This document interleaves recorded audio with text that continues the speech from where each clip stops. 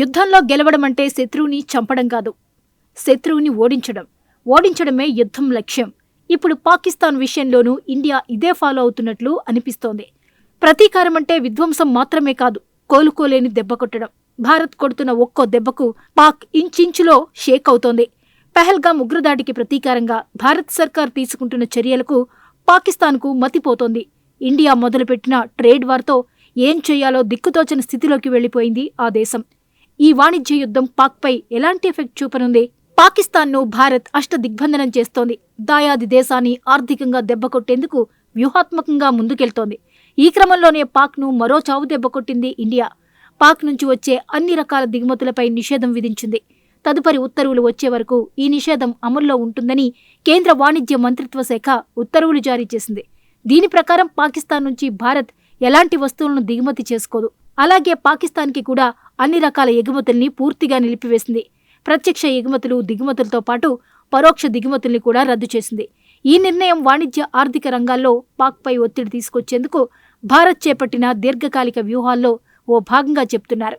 ఇప్పటికే సింధు జలాల ఒప్పందాన్ని నిలిపేయడం, అటారీ వాఘా సరిహద్దుని మూసేయడం, పాకిస్తానీ రాయబార కార్యాలయ సిబ్బందిని తగ్గించడం లాంటి చర్యలు చేపట్టిన భారత్ ఈ వాణిజ్య నిషేధంతో పాక్ని మరో గట్టి దెబ్బ కొట్టిందనే చెప్పాలి. పెహల్గాం ఉగ్రదాడికి ప్రతీకారంగా భారత్ నుంచి తగులుతున్న ఒక్కో దెబ్బకు పాకిస్తాన్ విల్లవిల్లాడిపోతోంది. ఇప్పటికే రెండు దేశాల మధ్య దౌత్య సంబంధాలు తీవ్రంగా దెబ్బతిన్నాయి. ఇదే సమయంలో వాణిజ్య యుద్ధం కూడా తీవ్రమైంది. ప్రజా ప్రయోజనం, జాతీయ భద్రత ఆధారంగా పాకిస్తాన్ నుంచి ప్రత్యక్ష, పరోక్ష దిగుమతులన్నింటినీ భారత్ నిషేధించింది. ఇప్పటికే భారత్ పాక్ మధ్య ఉన్న ఏకైక భూ సరిహద్దు కేంద్రం అటారీ వాఘా సరిహద్దుల్లో ఇంటిగ్రేటెడ్ చెక్పోస్ట్ని మూసేశారు. దాంతో భూమార్గం ద్వారా వాణిజ్యం పూర్తిగా నిలిచిపోయింది. పాకిస్తాన్ విమానాలకు భారత్ తన గగనతలాన్ని కూడా మూసేసింది. దాంతో వాణిజ్య రవాణాకు సంబంధించిన విమాన సేవలు కూడా ఆగిపోయాయి. మొత్తంగా పాకిస్తాన్ నుంచి అన్ని రకాల వస్తువుల ఎగుమతులు, దిగుమతుల్ని ప్రత్యక్షంగా, పరోక్షంగా నిషేధించారు. ఇప్పటికే పాకిస్తాన్ ఆర్థిక వ్యవస్థ ఎంతో బలహీనంగా ఉంది. ఇప్పుడు భారత్ ప్రకటించిన వాణిజ్య యుద్ధంతో దాయాది దేశం మరింత ఎఫెక్ట్ కానుంది. తాజా నిషేధంతో ఔషధాలు, రసాయనాలు, పండ్లు, కూరగాయలు, డ్రై ఫ్రూట్స్ లాంటి వస్తువుల కొరత ఏర్పడే అవకాశం ఉంది. గత ఏడాది పాకిస్తాన్ నుంచి భారత్కు సుమారు $305 మిలియన్ విలువైన వస్తువులు దిగుమతయ్యాయి.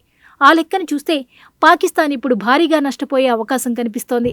ఇక భారత్ వస్తువులు దుబాయ్, సింగపూర్, శ్రీలంక దేశాల ద్వారా పాకిస్తాన్కు చేరుతున్నాయి.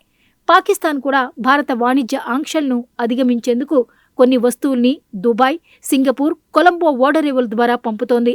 ఇలా పరోక్షంగా జరిగే వాణిజ్యం విలువ సుమారు $10 బిలియన్ ఉంది. ఈ నిషేధంతో ఈ తరహా వాణిజ్యం కూడా ఆగిపోనుంది. ఈ చర్యల వల్ల పాకిస్తాన్లో ద్రవ్యోల్బణం పెరిగే అవకాశాలు కనిపిస్తున్నాయి. ఆహార కొరతతో పాటు ఔషధాల కొరత తీవ్రమవుతుందని అంచనా వేస్తున్నారు. 2023-24 మధ్య అట్టారీ వాఘా సరిహద్దు ద్వారా భారత్ పాక్ మధ్య 3,887 కోట్ల విలువైన వాణిజ్యం జరిగింది. ఈ వాణిజ్య నిషేధంతో పాక్లో దిగుమతి చేసుకునే వస్తువుల ధరలు పెరగడం, ఎగుమతి అవకాశాలు తగ్గడం లాంటి సమస్యలు తలెత్తనున్నాయి. భారత్ పాకిస్తాన్ మధ్య వాణిజ్య సంబంధాలు 2019 నుంచే దాదాపుగా స్తంభించాయి. పుల్వామా దాడి తర్వాత రెండు దేశాల మధ్య అంతంత మాత్రంగానే వాణిజ్యం కొనసాగుతోంది. అయినప్పటికీ దుబాయ్, సింగపూర్ లాంటి దేశాల ద్వారా ఇన్నాళ్లు అనధికార వాణిజ్యం జరిగింది. ఇప్పుడు ప్రత్యక్షంగా, పరోక్షంగా జరిగే ఎగుమతులు, దిగుమతులపై భారత్ నిషేధం విధించింది. భారత్ తీసుకున్న ఈ వ్యూహాత్మక చర్యలు పాకిస్తాన్లోని ఉత్పత్తిదారులు, వ్యాపారులపై తీవ్ర ఆర్థిక ప్రభావాన్ని చూపుతాయని విశ్లేషకులు చెబుతున్నారు. మొత్తంగా పెహల్గాం ఉగ్రదాడి రెండు దేశాల మధ్య ఆర్థిక, దౌత్య, వాణిజ్య సంబంధాలను తీవ్రంగా దెబ్బతీసింది. సరిహద్దులు మూసేయడం, సింధు జలాల ఒప్పందం రద్దు, పాక్ వస్తువుల దిగుమతిపై నిషేధం విధించడం లాంటి చర్యలు పాకిస్తాన్ ఆర్థిక వ్యవస్థపై ఎక్కువ ప్రభావం చూపనున్నాయి.